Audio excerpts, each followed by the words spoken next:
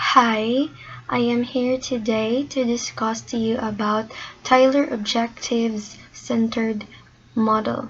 So before that, I am going to introduce to you Ralph Tyler, the one who created this model.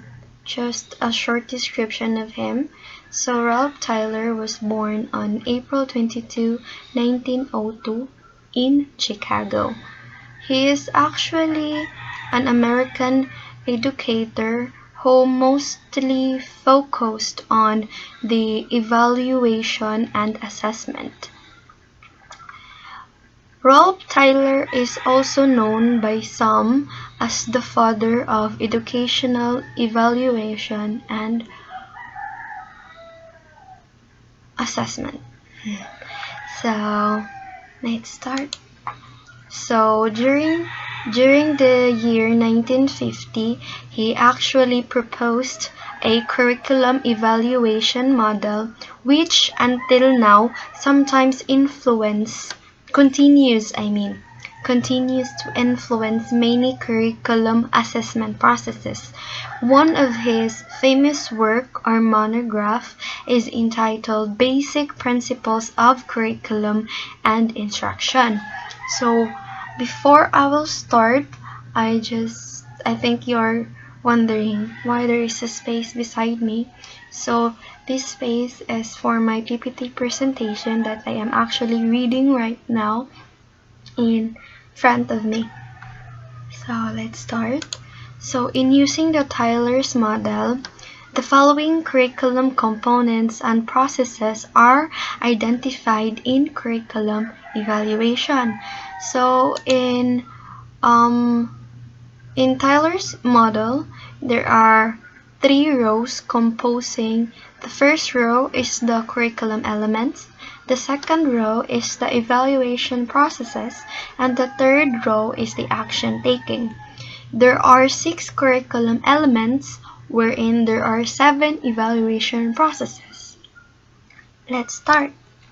First is the objectives intended learning outcomes. The evaluation process is predetermined intended learning outcomes or objectives. So the element objective intended learning outcomes is actually important, very important, or a vital, for me, is a vital component in curriculum.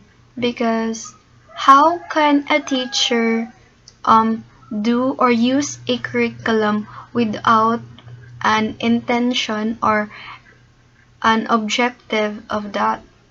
So the teacher must plan beforehand the outcomes or the objective beforehand the objective, so that he or she would be able to know if the students were able to achieve the learning outcomes. Next is situation. Next element is the situation or context. Its evaluation process is identify the situation context that gives opportunity to develop behavior or achieve objectives. So this model is actually focuses more on the behavior of the students, its purpose. It's more on the student-centered. Yeah, it's more on as a student-centered. So back to this process. So when after you are making a curriculum must also have a certain situation, or our curriculum will make a way up for the student to engage themselves, so that the teacher must open the opportunity for that. But if the teacher would plan on any activities that the students are going to create, so the curriculum must be flexible enough, or the curriculum must be adaptable for the students, to engage themselves so that there will be an opportunity to develop a behavior or achieve the objective planned beforehand. The third is evaluation instrument or tools. The evaluation process is to select, modify, and construct evaluation instruments or tools. Check its objectivity, reliability, and validity. So after, if the curriculum, there should be a instrument used by the teacher. It could be an oral test or a written test that is part for of the curriculum, wherein it can assess the students' learning if they were able to learn. And in this way, the process should be part with it. It's object if the assessment tool is in line to the objective of the curriculum. So it should be reliable and valid too.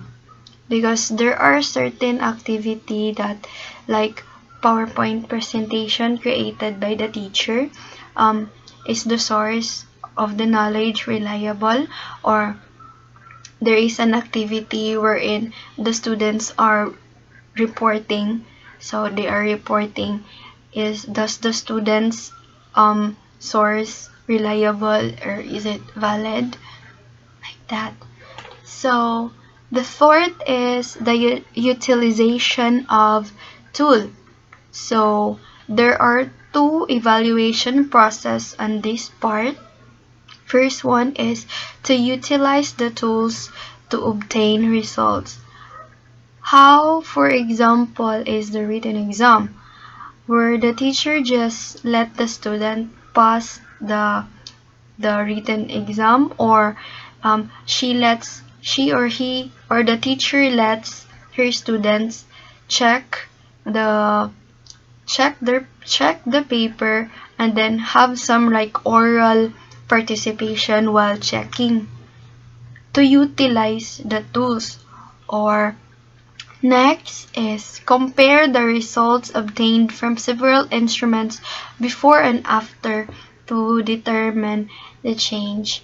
Like for example, there are certain circumstances that written examination is not enough to test the or to assess the students' learning. We can also have oral participation to test them, or have a group presentation so that we can distinguish, like we can compare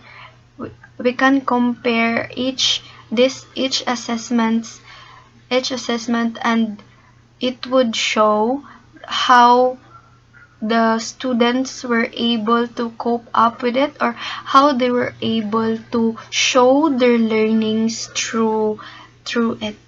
Because the students are different, they learn in different way, so it's important for a curriculum that the teacher can use a tool to be utilized. The fifth is the analysis of result. So after the teacher is utilize the tools to that is more efficient and effective in knowing the learning outcomes of the students, so she or he were already gonna be analyze the result.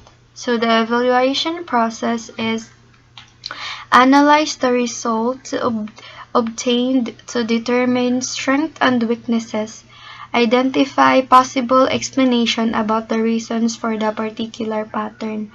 So the learning outcomes, since students are different, they also learn in different way.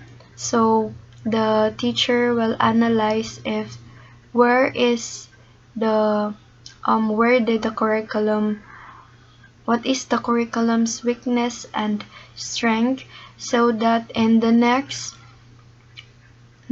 lesson the teacher would be able to change, or to like do some things to change, or oh yeah, to change, so that it would be better for the I mean it would be suitable to the to the students, and yeah, to show the effectiveness of the curriculum, because this model is a continuous process. We should not settle in what it is, but we should always improve things. Mm.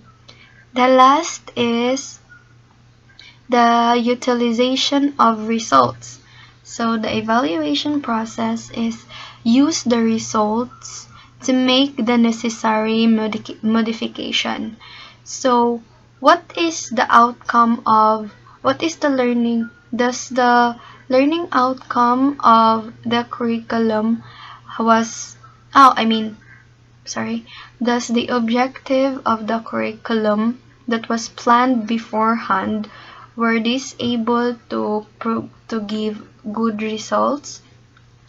Thus the assessment tools, thus the activity really shows how the students were able to to show how what they have learned. So this is the part wherein the teacher would um,